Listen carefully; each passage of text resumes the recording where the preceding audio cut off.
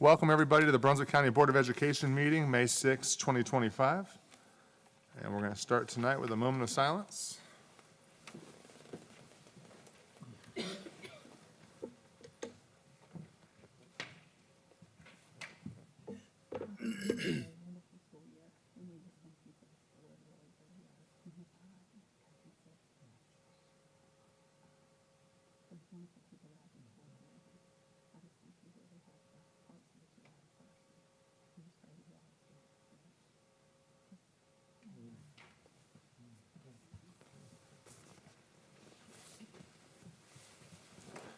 And next up, we'll have the presentation of the colors and the Pledge of Allegiance from the South Brunswick High School JROTC.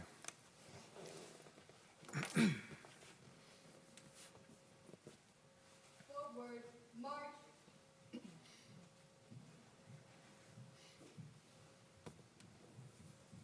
Mark time, march.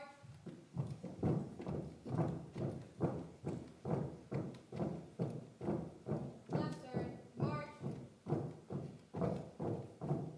Color guard, hold. Present, arms. Allegiance to the flag of the United States of America and to the republic for which it stands, one nation, under God, indivisible, with liberty and justice for all. Order, arms. Mark time, march. Right turn, march. Forward, march.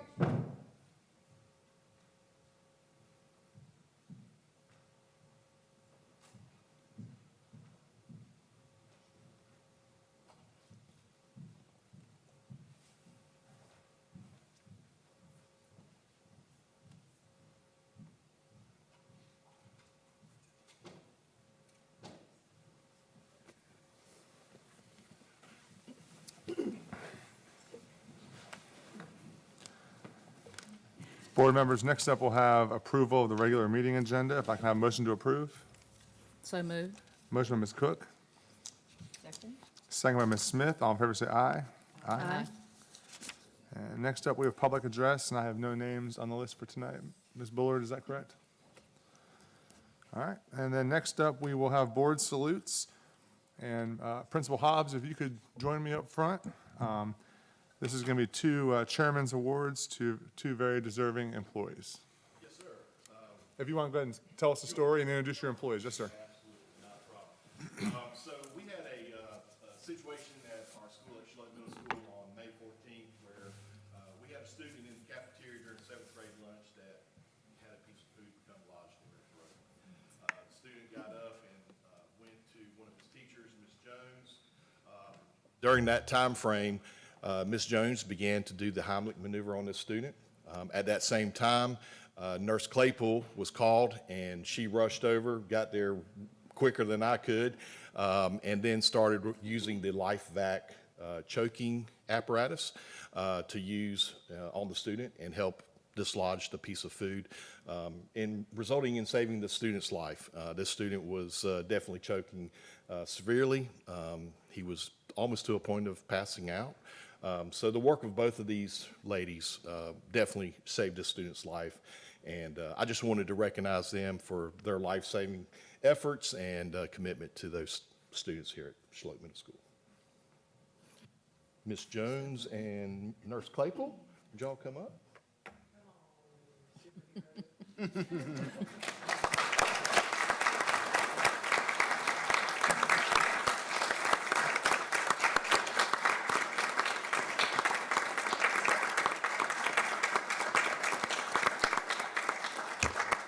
Don't go anywhere yet. We still have to get a picture too. And I just want to point out, I think this is the sixth one of these we've given out now in the 3 years that this has been going on. And all of them have been life-saving awards, believe it or not. And that wasn't really the intent of it, but extraordinary acts by extraordinary people, and we're very grateful. I know the student and the parents are grateful as well. And this school system is made up of incredible people, and we just want to make sure we're recognizing you for going above and beyond and being a valued partner here in Brunswick County Schools. So thank you.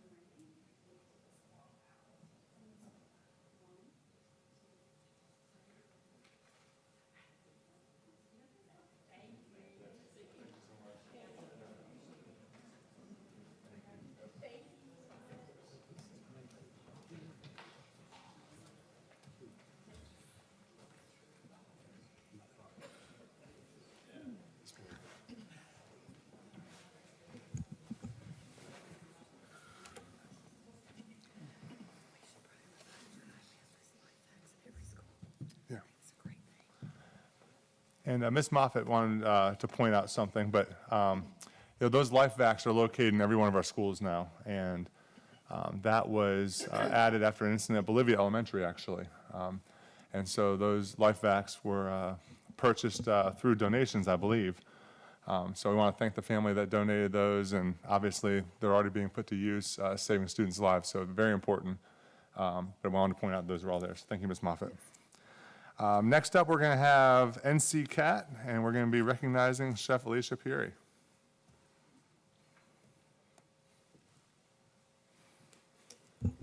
Good evening, board members and Superintendent Cole. Appreciate the opportunity to be here tonight. And if Cherry Cheek, she's a Development Foundation board member and local resident and business owner. And John Kirkman, please come forward. John is the Executive Director for the North Carolina Center, NCACTE. The North Carolina Center for the Advancement of Teaching provides professional development for North Carolina educators at our Cullowhee and Ocracoke campuses. In addition to our online and school-based professional development, we are here this evening to celebrate a very special individual, Alicia Pieri. She is the 2025 NCAP Burroughs Welcome Fund North Carolina CTE Teacher of the Year runner-up. Thanks to our partnership with NCACTE under the amazing leadership of Mr. John Kirkman, Alicia will also be recognized as the NCACTE North Carolina CTE Teacher of the Year runner-up in July. I'd also like to share some highlights from Chef Pieri's portfolio. Alicia Pieri is an engaged culinary arts educator and industry leader who has brought a vibrant, high-impact CTE program to life at the Center of Applied Sciences and Technology in Brunswick County.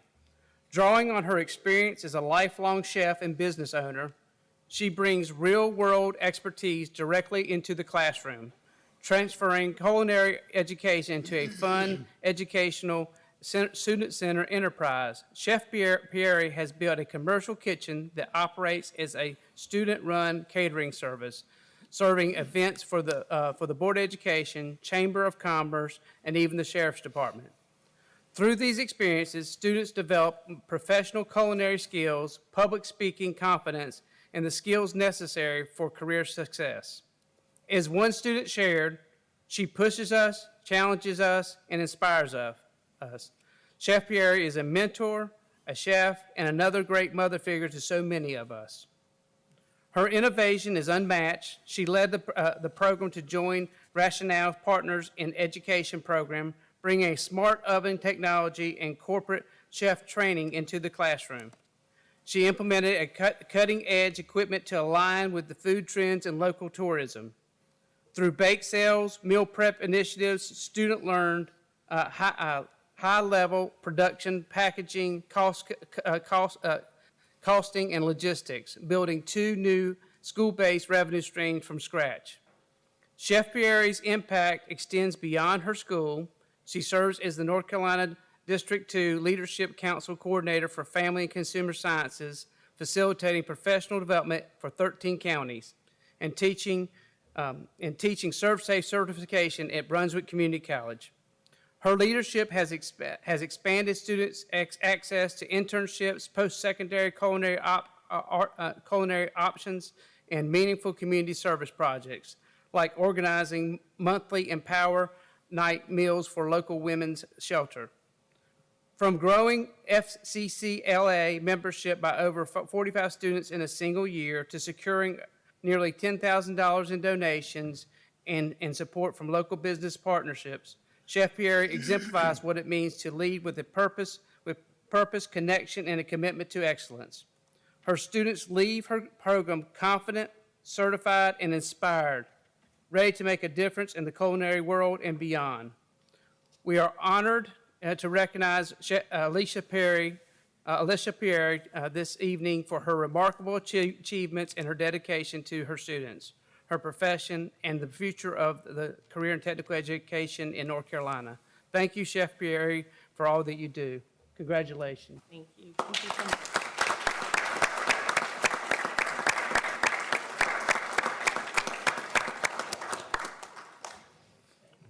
Thank Thank y'all very much for being here tonight. We'll go get a picture. Thank you.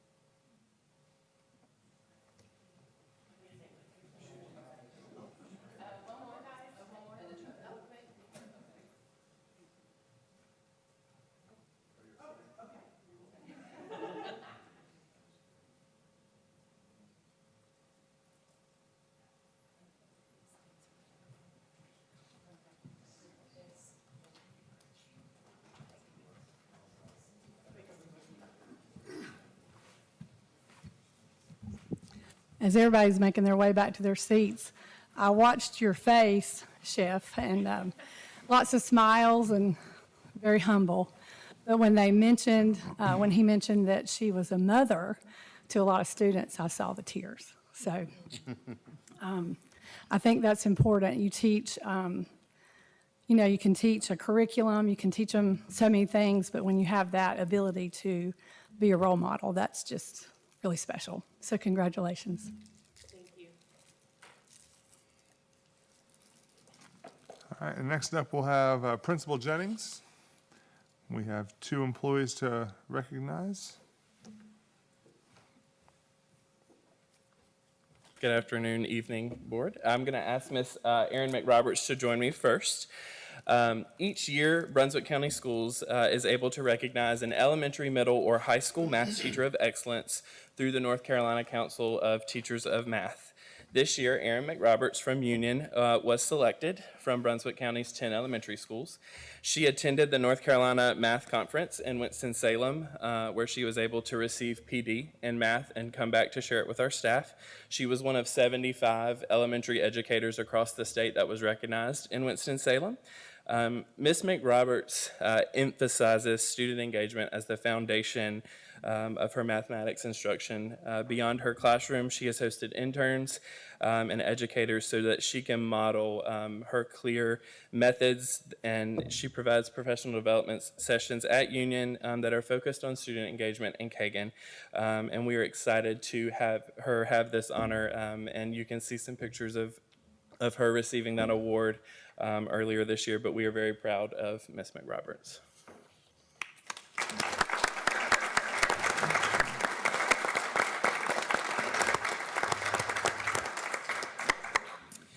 And the second I want to call up is actually a student, Miss Lainey Engel. Lainey is a 4th grade student at Union in Miss Fimble's room. Miss Fimble, you can come join her. She was recognized in the North Carolina Farm to Table Calendar Contest as an honorable mention winner. There were 4,800 entries into the competition from 58 counties across North Carolina. There were, obviously in a calendar, only 12 pictures selected of those, and then there were 200 honorable mentions selected beyond the 12. Lainey was one of the 200 selected beyond the 12 that will be on the calendar. Lainey will receive one of the calendars as someone who was recognized, but she was basically in the top 200 of the 4,800 entries, so we are proud of her accomplishments, her creativity, and just her artwork represented North Carolina's rich agricultural heritage, and that was one of the reasons it was chosen. So we're proud of her accomplishment in this statewide competition and just wanted to give her credit for that. Lainey. She's not shy at all. Well, let's do a picture together, yeah. Yeah. Let me take a picture.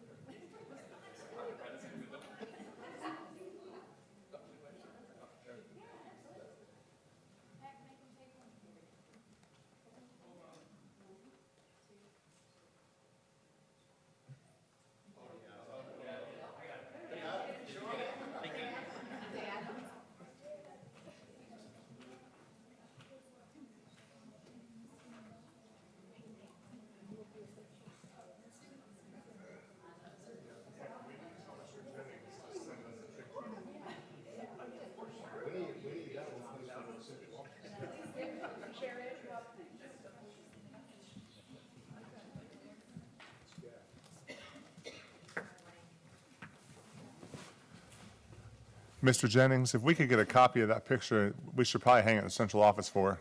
Yes. Yeah. Can you handle that for us? All right, and next up, we'll have Mr. Pascal recognizing the South Brunswick High School robotics team. All right, good evening. If I can have the South Brunswick Robotics team and our teachers please come over here to the right.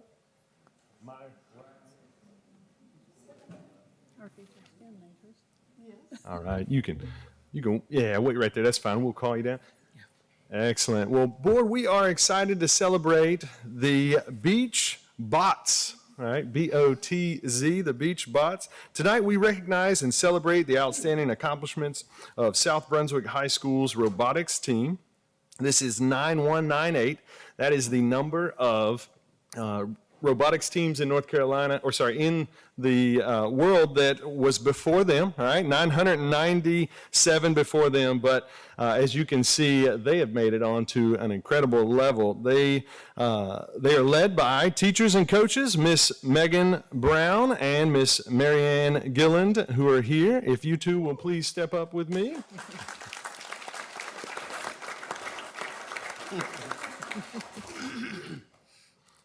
All right. We are going to go through a little bit of the details as to why we're here to celebrate them, and then we will move forward with giving them a certificate as well. This team of hardworking and talented students won first place at their first competition of the season in Mecklenburg Regional Rally in Charlotte. They stood out not just because of their skills, but also because of how well they worked with others. By showing kindness, teamwork, and strong communication, they built a winning alliance with two other teams. After more success at the Pembroke competition, the Beach Bots were ranked 34th in the entire state, earning them a spot at the North Carolina State Championship. For those of you who are not aware, this is like going to, in athletics, the state playoff level. So they had made it onto the state championship competition. This is a major accomplishment that reflects their dedication, long hours of preparation, I'm sure they would all attest to, and problem-solving skills. The team built their robot from scratch. They receive all the parts separately. They have to assemble them and code, code, to make sure that those robots do exactly what is set out before them, that they also only get, if you can remind me of the date, but they get it during this school year, what the actual competition will be. Early January, and then competition starts March, so less than 2 months to design, build, So from January to competition, they have to design, build, and then also write code on top of that. that's big. Yeah. And I did not show, I did not have a photo of the actual robot, but imagine the width of this podium right here, about this size but larger, and then built up as well, that they have to build from scratch. First Robotics is an international competition that brings together science, technology, engineering, and math. It challenges high school students to design, build, and compete with robots while promoting teamwork, creativity, and respect of others. We are incredibly proud of the Beach Bots of South Brunswick High School and the way we have represented South Brunswick High School and Brunswick County Schools. Their success is a great example of what students can achieve through hard work and teamwork. They took Brunswick Built to a whole new level. Congratulations, team, to the coaches, to the staff that supported them. Also, Dr. Brad Lewis, if you'll join us up here as well, and to the admin staff that supported them at the school. And then, of course, our school board. You all have approved and invested in our STEM program here in Brunswick County Schools. You have agreed in just the most recent past 12 months to increase that budget, which is building programs like this at each of our schools to compete at a higher and higher level. So we are excited to celebrate them today. All right, so we're going to call out each of your names. I'm gonna try to, if you can, help me out. I'll call them out, and if one of you will hand it to them. If you can, students, you'll come up front, receive your certificate there, okay? All right, first is Kate Fincher. And then Kellen Fincher.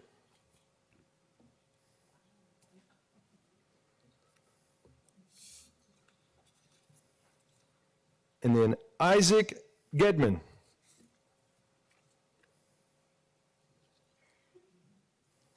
Gavin Helbig. Josh Henderson.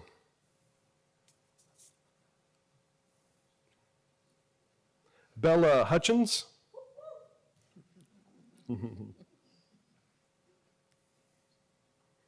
Tyler Laminin. My apologies. And then Grace Madron.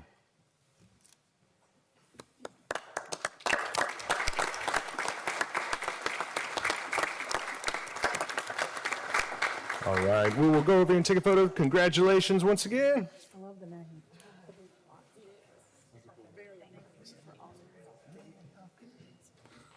Oh, and I've got Rich's here too.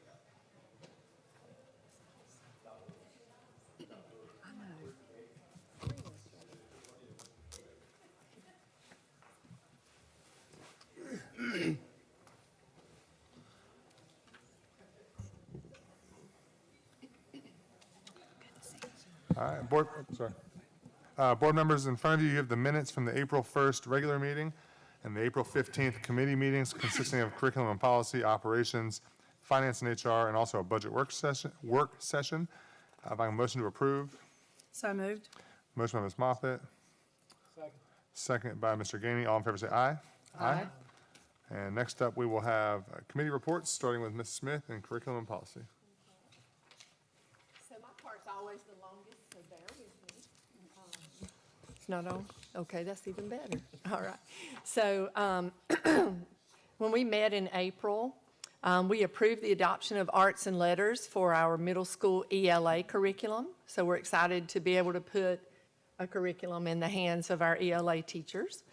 We revised our traditional school calendar for 25-26 school year to accommodate the Brunswick County Board of Elections regarding the need to utilize polling locations for municipal elections in November 2025 and the primaries, of course, in March 2026. And then parents, you can view that revised calendar on BCS website. We approved a new high school math curriculum. This is so exciting. Called NC Coherent Math. This curriculum will be customized for Brunswick County, which is really cool. Mr. Pascal presented an alternative school accountability model for the coast. Mr. Pascal also presented an EOG and EOC readministration plan, excuse me, which, if approved tonight, would allow readministering of the EOG and EOC tests during the school year, because previously they were only offered during the summer program. Ms. Quinlan presented lots of MOUs and contracts with several community partnership organizations that provide important services and supports to identified BCS students on a recurring basis.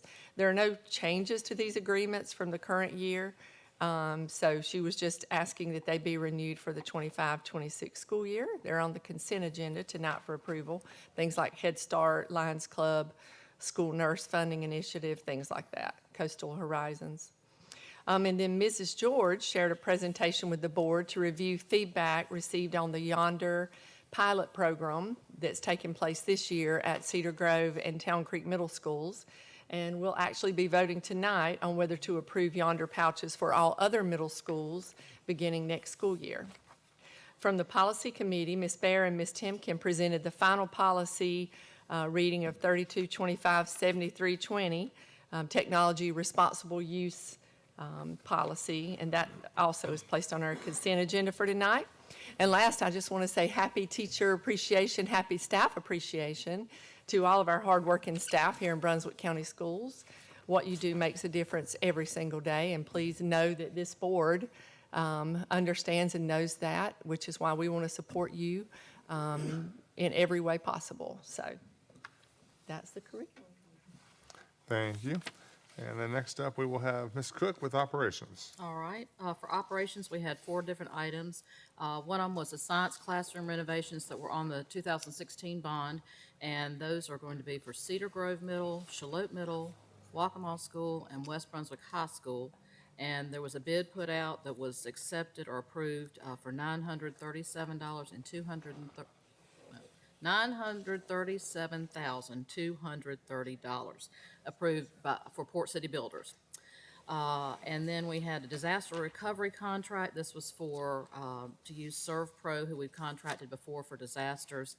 And that would be just an agreement to continue to use them.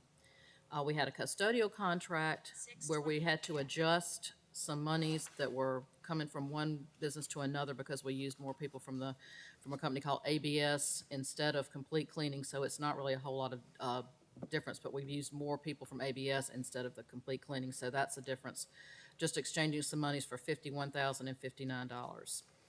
And then we have a high school replacement intercom at North Brunswick, which is new cabling, speakers, and this will make this completely digital. And the amount for that is $381,000. I'm gonna start again. I'm bad with numbers. $381,079.71, and that's for North Brunswick intercom replacement. And that was it for the. Ms. Cook, could you go Yes. back and review the Bolivia easement? I think you skipped that one. Oh, okay, yes. There's an easement for Bolivia School that is about 25 feet, and it was supposed to have been recorded, but we have to go back and do a little more adjustment for that. And then after that's done, it will be sent to the Register of Deeds, right, to be recorded after. Right, thank you. Thank you, Mr. Smith. Mr. Cole? Was it a drainage easement? What was it? Sewage. Now that completes the report. And next up, we'll have finance and HR with Ms. Moffett. Okay, so I had 3 items. And first, the funding agreement with Brunswick County. This is with our commissioners. And I just want to say we are so, I think Mr. Cole could attest to this. He's been around the state quite a bit. And we have such a great relationship with our county commissioners. We are so blessed in this county. And we need to always thank them immensely for what they do for our school system. They're very supportive. And we are, again, have a 4-year funding agreement at 36.5 cents on ad valorem tax. And the difference this year was we're minus the debt service. That's the one change we made. But our commissioners meet with us, meet with our chairman, our vice chairman quite a bit. And I know that other counties across the state probably aren't as fortunate. We hear rumblings. And we just work so well with ours, and we're so grateful and thankful to them. Also, we had some budget amendments, which is sort of typical at this time of year, and that would be, do you want to expand on that, Ms. Weesey? It's really above my pay grade. She's so excellent at what she does. It's a lot. And Sherry's thankful you Yeah, I'm just put her on the her spot. right here, yeah. So I believe we have a stated budget amendment, a capital budget amendment, special revenue budget amendment this time around, and they are primarily for items, funding that we've received at this point in the year, or funding that we've moved between programs during this plan year is pretty typical. Yeah. And we get our budget, well, hopefully, when they decide that. July, August, somewhere. Around it. It's supposed to be July 1, but Probably October. we never know. Yeah, November. I don't I know. would be ecstatic if we Yeah. got a state budget in That July might be or the August. first time if I've been on the board if we got it by July 1, but don't hold your breath. Also, we've got a bus driver premium pay that we're working on, and we're doing a lot in the county to try to attract more bus drivers. So what we've done for now is we have 8 regional bus drivers, and those are just bus drivers that we're going to call on when we get some late call outs or someone gets sick. We have 8 regional drivers we can call on. And Something else we put into place was a $2,500 sign-in bonus if you have your CDL or you are you have a PNS license, which is a passenger and school bus. If that's already in place, you're going to get a $2,500 signing bonus. And next school year, we're going to add $2 additional per hour for the perfect attendance pay period. So it's just an incentive for those drivers who have perfect attendance. And we're constantly looking at ways to improve our bus drivers' pay, and Mr. Smith works very hard on doing that. And so we're just trying to keep everybody incentivized and just attract more people to our county. Trying to keep our kids Thank you. going to school. Yeah, got to keep our kids coming to school safely. Mr. Barger, if I could real quick, I wanted to add as well that this board made quite a few changes to incentivize us to have more regular bus drivers last year. The previous year, we averaged somewhere between 9 and 13 open driver positions throughout the year, throughout the county. As a result of the commitment from this board, this year, we never had more than 4 vacancies in regular driver positions the entire year. So that was a huge improvement. The issue that we still have, this is sort of the second layer of the issue, is that we don't have a lot of substitute drivers. We lost a lot of our substitute drivers, as we lost a lot of our substitute teachers during COVID. They sort of left and then they never came back. So we certainly want to never miss an opportunity to put it out to the public that we need more substitute bus drivers as well. But these most recent changes approved by the board, and hopefully this final one that'll be hopefully approved tonight on the consent agenda, those are aimed at building our substitute driver population. Because currently, even though most of our positions are filled, whenever a driver is absent, because drivers have, they get sick, they have doctor's appointments and dentist appointments, but when they are out, we don't have sub-drivers to fill in, which means that our teacher assistants have to be pulled from classrooms early in order to drive those buses. And we don't want to lose our teacher assistants because they help our teachers provide instruction, and instruction is, besides safety, our second highest priority. But we still have to get the kids to and from school. So I want to thank the board for providing these changes. I'm hopeful that they're going to make a tremendous difference. And other than that, we'll see. All right, thank you. And next up with the consent agenda, if I have a motion to approve the consent agenda. Make a motion. Motion by Ms. Smith, Second. second by Ms. Moffett. All in favor, say aye. Aye. And next up on the action agenda, Yonder Pouch Program Expansion, Mr. Cole. Yeah, I'm going to make this pretty short and sweet. Miss Tiffany George, I think, did a great job presenting all of the feedback and data that we've received from our teachers and administrators over the last year as we piloted these Yonder pouches at Cedar Grove Middle School as well as Town Creek Middle School. All of the data showed overwhelming support for the implementation of these at both schools. As a matter of fact, yesterday I was involved in the reunification drill that we were having at North Brunswick High School, and the SROs that worked at those schools approached me sort of on the side and told me that the Yonder pouches were the best things that they had ever seen, that it removed so many discipline issues related to kids, bullying one another, having way too much access to one another during the day, videos, pictures, just all kinds of things that were removed by implementing these pouches and removing access to cell phones during the instructional day.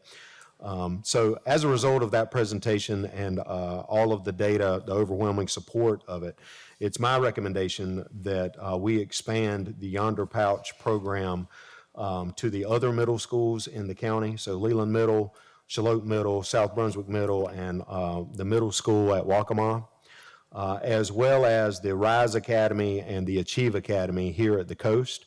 I'm not recommending that we expand it to the visiting students to the coast for the CTE programs from the other high schools. I think logistically that would be a little bit too much at this time. But the Achieve Academy students and the Rise Academy students are here all day. They don't go back and forth between the schools. We have spoken with the teachers here at the Coast as well, and the principal, and they were in support of that implementation here as well.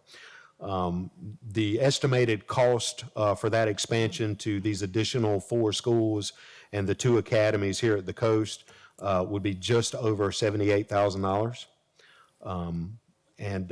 We feel that it is clear that it's worth the investment in the improvement of instructional time that we get for our students. Well, I just want to say that when this came up, I thought, well, that's a great idea. And then I thought, well, why do we need a pouch to do that? Why can't we just take those phones up when they come into the classroom, like any good elementary teacher would do, and have an organized system of taking their phone, giving it back to them when they leave? But then the more I talked with teachers and the more input we had from people who are actually using it this year, it's not just about when they're in class. So this pouch, without the pouch, they're not going to talk in the cafeteria to each other. They're going to be on their phones, on social media. Between classes, they're going to be on their phones. And a whole lot can happen when they're on those phones. Things can happen. So I think it's a great way to spend our money. If we can give students a technology-free day, technology for social media, not technology from their teacher, then I think that's a win-win. If student engagement is up, which is what I've heard from so many middle school teachers that are using it, they've said the student engagement is so much better. They're not arguing with the kids over their phones.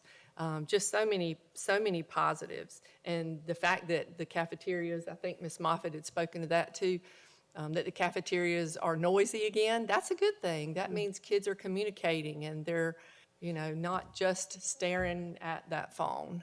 So I think it's a great thing. And to your point, from a kid's perspective, I think everybody on this board has tried to reach out to the teachers at these pilot schools. And I had an opportunity to talk to some of the kids, and one of the kids made a remark and said, "I've made more friends this year." And that kind of just took me a second. You stand there and you think, okay, they've made more friends because they're talking to people, they're interacting, they're collaborating. And he said, I have more friends than I've ever had in school, and people talk to me now, and I feel included. And that's pretty big. So, aside from the increased academics that we're seeing and the less bullying and the fighting and the videoing, when you have kids that can make friends and talk and feel included, that's huge. And one of the teachers at one of the schools said to me, "I know this is just a pilot program, but please don't take it away because I can't imagine moving forward without it." So, that speaks volumes too when a teacher says she sees incredible improvements in the school, just socially, academically, and everything. So I think it's a big plus, big positive. Thank you, Mr. Gainey, for researching and doing everything that you did to sort of bring this to the forefront. I think I was probably the biggest proponent against this when we did the pilot. And I haven't been proven wrong over the last year because Mr. Gainey and I have spent some time at both schools together and separately. And for the same reasons that Ms. Smith and Ms. Moffitt have mentioned with the cafeterias and the hallways actually being filled with laughter and kids talking again, I saw school entry in the morning and exit at both schools, and it didn't slow down. I'll be honest with you, it was actually faster. And after the first week of the students getting into the rhythm of doing it, it didn't slow anything down. The staff did a great job of implementing it as well. And the one concern I heard from parents initially was about contacting their students. And I think we need to make sure we point out the fact that all of our classrooms have phones in them. And our offices still have phones in them. And we are not secluding students from their families or their parents, but while they're at school, we want them paying attention and engaging in the learning that our excellent staff members are providing them. So if you need to relay a message to your student or there's an emergency, you can still get a hold of your student. by calling the office and having them call the classroom. And the other thing from a safety perspective is, and I don't want this to carry on too long, but a lot of parents talked about if there was an emergency at school, heaven forbid an active shooter or something like that. And one thing I've heard from safety professionals across really the state and the country was students paying attention to the directions they're being given from the adults is more important than what they're putting on their phones and that kind of thing. And so I think we're going to see safer schools because of it. And I'm glad we did the pilot program, and I was able to have my mind changed by the real-time data that we got out of the program. Well, I was an early proponent for it, just not because I'm a smart guy, but because I just did some research, which led to the inevitable conclusion that this was the route to take. And the only thing that I have to say is all of the expectations that you would hope for or you would have when you implement a program like this seem to have been met. And we often hear from folks who question the cost of the program. And, you know, when you put out a number, $78,000 to expand the program, if you really break it down to a cost per student per year to get these phones out of their hands for the 8 hours that they're at school, it's $8 per student per year. I don't know of any, and I said this right from the beginning, and I continue to maintain this as I would say almost a fact. I don't know of any more effective and impactful way that we can spend $8 on a student. Mm-hmm. That's what this program costs. I think we've said it all, but. Well, the only thing I was going to say is initially I thought, you know, why are we doing this? Because the teacher's job is to take control of the class. And we have a policy for cell phones, and why can't we just follow the policy? And that's a simple answer, but it's not so simple when you're in the classroom. And I have kind of had my mind changed a little bit too, because it's less distractions. You don't have to, you know, the teacher is spending her time during the day continually trying to get the child to put the phone away. And the only other thing that we do not have yet are the test scores, which should be improved as well, because that was a part of the process as well, that we would have less class distractions, more teaching time, better test results and everything at the end of the year, which we don't have the end of year test yet. So being the first year pilot, you know, we'll have last year's scores. And when those come in, I'm anticipating they will be higher as well, which is another huge added plus to all of it. So, in support as well. And with that said, do I have a motion to approve Mr. Cole's recommendation? Make a motion, we approve it. Motion by Ms. Smith, second by Ms. Cook. All in favor say aye. Aye. All right, next up, we have the driver's education contract. Mr. Pascal, you want to give a quick overview? Yeah. Thank you, sir.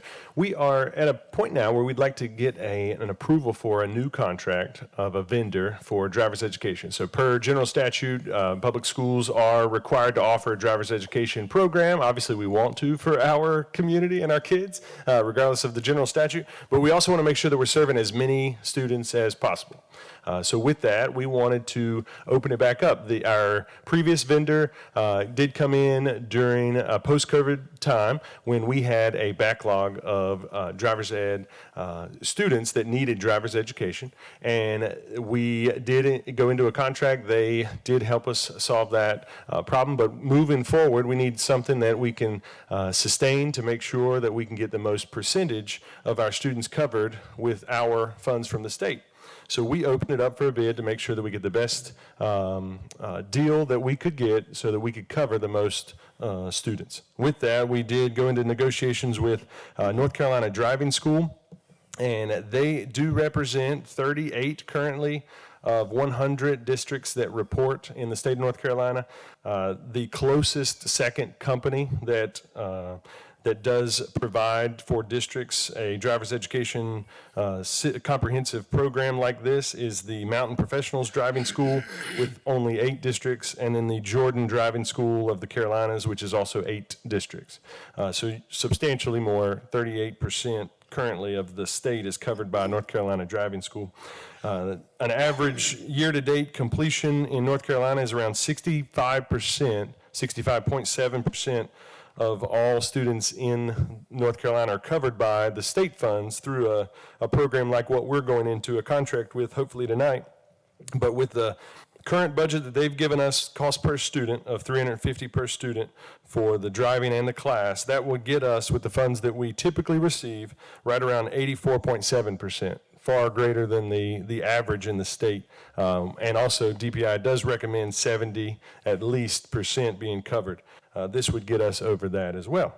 So you can see a drastic improvement in % of our students that would gain access to our educational program. There is still a cost to the student. The fee is $65 per student, but that goes towards the $350 that the program is offering for us. That is typical across the state. That is exactly what DPI allows us to charge.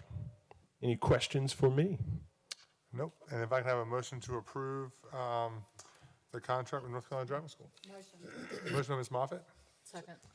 second by Ms. Cook. All in favor, say aye. Aye. All right, and do we have any announcements, Mr. Cole? Yes, just a few. Going back to the cost to expand the Yonder Pouch program, just real quick, I wanted to highlight that Mr. Pascal did some really good work. We mentioned earlier that we were adopting a new math curriculum in all of our math courses. He was able to determine through connections we have in our regional academic group for all of the school districts in the Southeast region that quite a few of the other school districts were interested in adopting a new math curriculum as well, specifically for Math 1. So he was able to work with that group to be able to put together a plan to submit to NC Coherent Math for a regional cost for that. So obviously with multiple school districts buying, we got a much cheaper cost. I think if I remember correctly, for the Math 1 curriculum, by being a part of the region, it ended up saving us about, was it about $65,000? Yep. Just short of $65,000. So as superintendent, I plan to apply those cost savings to the Yonder Pouch program. So really, that's only going to cost us about $18,000. I love it. Just wanted to point that out. I love So a good coupon. There you go. That was good work by Good job, Mr. Pascal. That's right. All right, so just as a review for the month, I did want to share, on April 7th, I wanted to thank North Carolina Representative Charlie Miller and Senator Bill Rabin. April 7th was Legislators in Schools Day, and they both took time out of their schedules to come and visit Southport Elementary Schools. They spoke with every teacher that they could talk with in an hour and a half. And it was also when the students were coming in, and I think they knew about half the kids, so it took a while to get through the hallway. And I want to thank Mr. Gainey for attending that day as well. He helped me escort them around the building, so we appreciate them and them always having an ear for us whenever we want to get something up to the state level. I wanted to mention that on April 17th, Daniel Richardson, as well as myself, we were invited to attend the Southport Chamber of Commerce Education Committee meeting. And the Southport Chamber was interested in ideas as to how they could support us in our goal for improving career readiness and career awareness for our students. And they also wanted to find out more about the internships that we were constantly talking about so that they could spread that information to all of their business members. And we mentioned to them that we had an interest in the Career and Leadership Development Academy that New Hanover County Schools started a couple of years ago, that at this point provides an internship opportunity and leadership development classes for every 7th grader in New Hanover County Schools. New Hanover County Schools received some state funding to help them with that. And what I asked them to consider is reaching out to the other two chambers of commerce in Brunswick County. And I offered to connect them with the director of this particular program for the Wilmington Chamber so that maybe they could come and visit us at the next committee meeting and share sort of the pitfalls that they went through, so maybe we could not make the mistakes that they made, as you do anytime you're implementing a new program.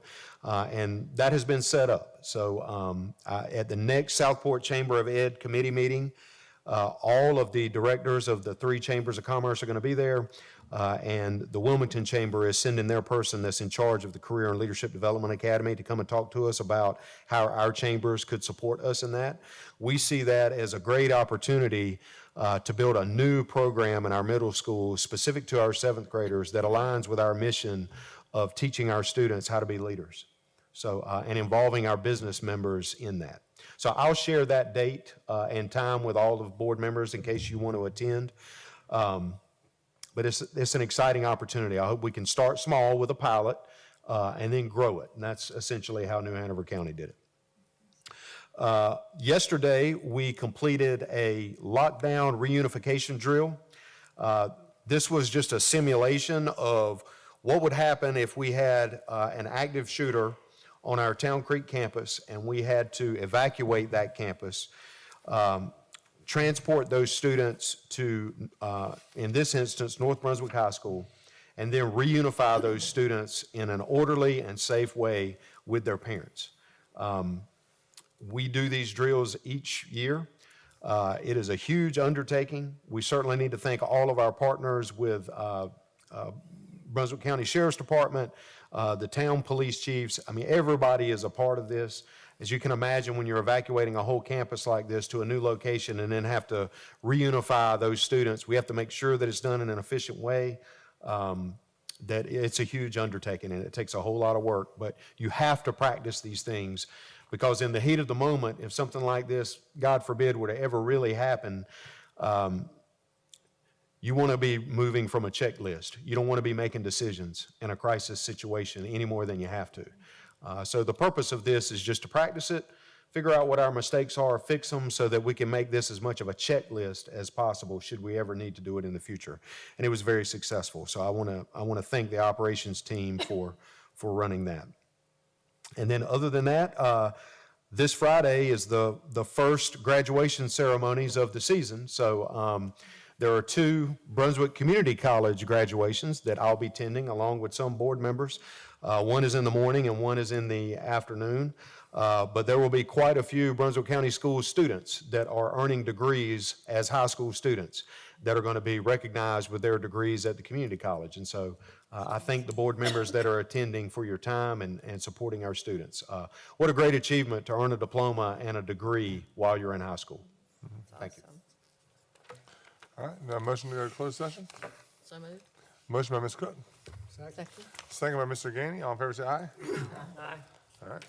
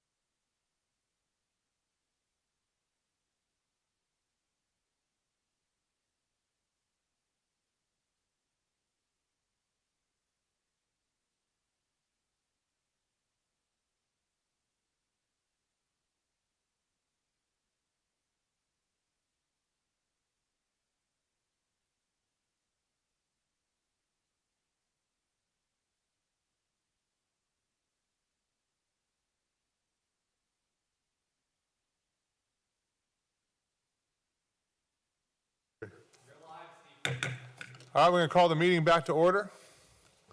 And if I can have a motion to approve the personnel list. Motion? Motion by Ms. Moffett. Second. Second by Mr. Gainey. All in favor, say aye. Aye. That was 5 ayes. Also, if I can have a motion to approve the closed session minutes from April 1st, 2025, regular meeting, and the April 15th. I make a motion. Motion by Ms. Smith. Second. Second by Ms. Cook. All in favor, say aye. Aye. And a motion to adjourn. Motion. Motion by Ms. Moffett.